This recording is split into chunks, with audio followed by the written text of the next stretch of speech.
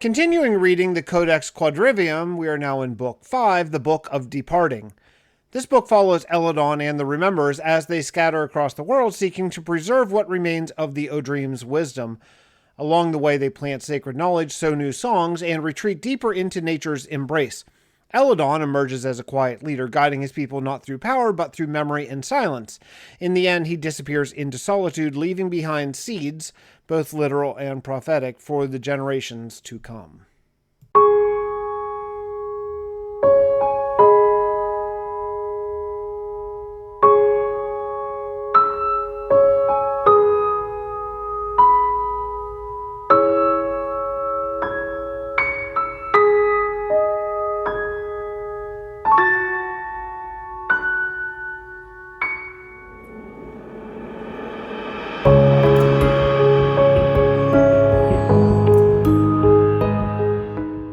Chapter 1. Seeds of the Forgotten.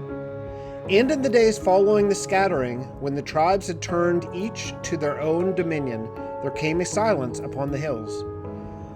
For the fires of unity had gone out, and the stars above bore witness to the parting. But in the grove of the Rememberers, where Eladon and his circle gathered, a new word was spoken. Not all must become stone, said Eladon. Some truths must be buried in soil. So they set forth, not to conquer nor to build, but to plant. They bore no banners, carried no blades, and wore no sigils save for the spiral of memory upon their cloaks. They wandered into lands forgotten by map and marked by none, save beasts and wind. And wherever they tarried, they placed seeds of tree, of song, of sorrow, of truth. Some seeds grew into forests, others grew into silence. In the seventh wandering, they came upon a cloaked man who watched the stars and wept without sound. Eladon said unto him, Why weepest thou, watcher? And the man answered not, but fell to his knees and drew a spiral in the dust. So they welcomed him and gave him no name, for he carried his own unspoken. And he walked among them, never behind, never before, but beside. Thus the fifth spiral is begun, not of tribe nor creed, but of yearning.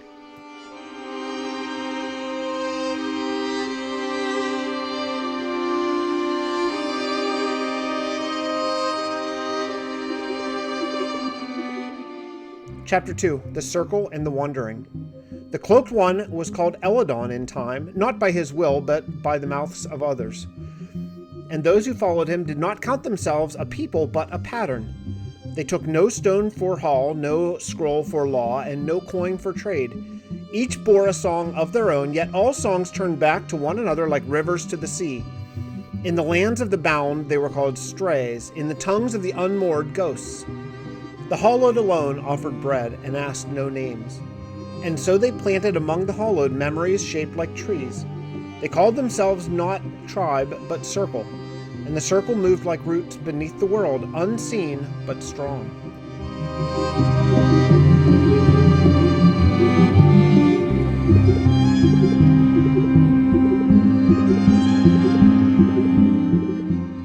Chapter 3. The Fire of Many Tongues. In the third year of their sowing, the circle came to a place of stone that spoke many tongues. A ruin lay there, older than map or myth, its pillars etched in lines no one knew. Eladon said, This is not a ruin, this is whisper. And he knelt and listened, and the circle followed. From stone to wind, from wind to dream, the place began to speak. And they learned of those who came before the O'Dream, wanderers without name who spoke in sparks. They had no tribes, but only fires. Each fire its own voice, each voice its own truth. Eladon said, Not all must end in silence, some truths burn forever. So they kindled a flame in the center of the ruin and left it untended. And long after they departed, smoke still curled into the sky like a question.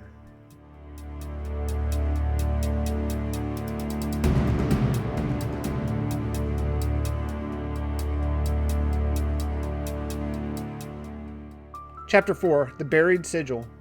In a canyon whose walls bore no name, Eladon halted his circle and placed his palm upon the stone. Here, he said, shall the deeper memory dwell. And with hands of flint and chisels of root bone, the Rememberers began their longest work. They carved downward, not into the rock, but into the knowing beneath it. For there are layers that speak though they have no mouth. Days became months, and their chamber took shape, neither tomb nor temple, but testament. In the center they placed a sigil, not of tribe nor tongue, but a spiral formed of 5 roots, each curling inward, bound at the heart. Around it they etched the words of Eladon, "When the 5th is named, the world shall tremble." No one spoke what the 5th meant, not even Eladon, but all who carved felt it stir in their marrow. They sealed the chamber in silence, planting trees atop its vault, and left no marker but a single stone set askew, so that only the lost or the seeking might find it. Years passed, and the sigil slept beneath the bark and time. But the children of the grove were taught its shape in dreams, and some, grown old, would carve it in secret places, knowing not its name, but knowing it mattered.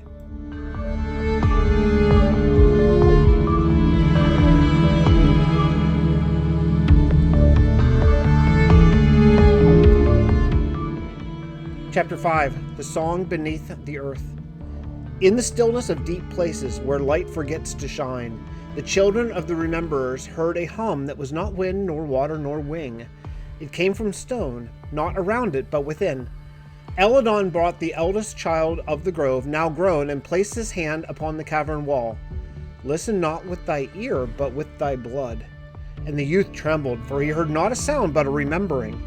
Then Eladon said, "This is the song beneath the earth, that which sung before tribe, before tongue, before tower. It knoweth all that was buried and all that shall rise." And in that place they crafted no sigil, no stone, no shrine, only silence. For the song was not to be bound, but met. They called the place Tharnul, which meant the deep knowing, and only those who dreamt its name could find it. The bound denied its existence. The unmoored marked it on no chart, but the hallowed whispered its echoes into the mouths of their newborns. Eladon did not remain in Tharnul, but left behind a blessing. Let silence be the cradle of fire yet to come. And when the youth looked back, the hum had become a pulse, not of fear nor war, but of waiting.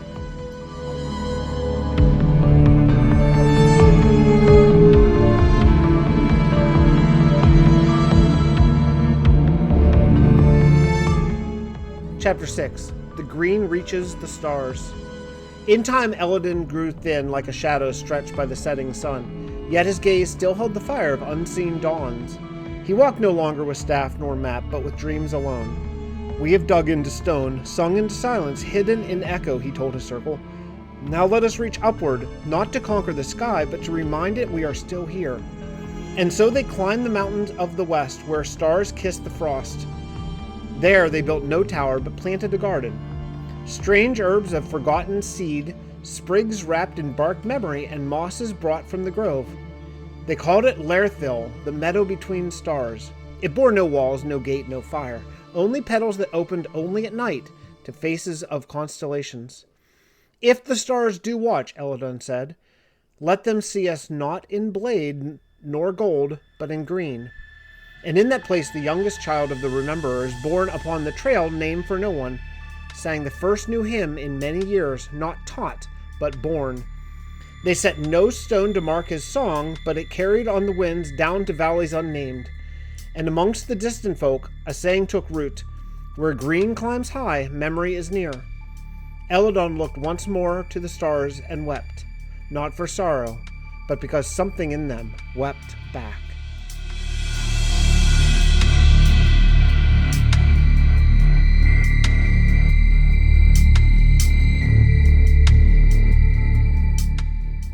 Chapter 7. The Last Words of Eladon.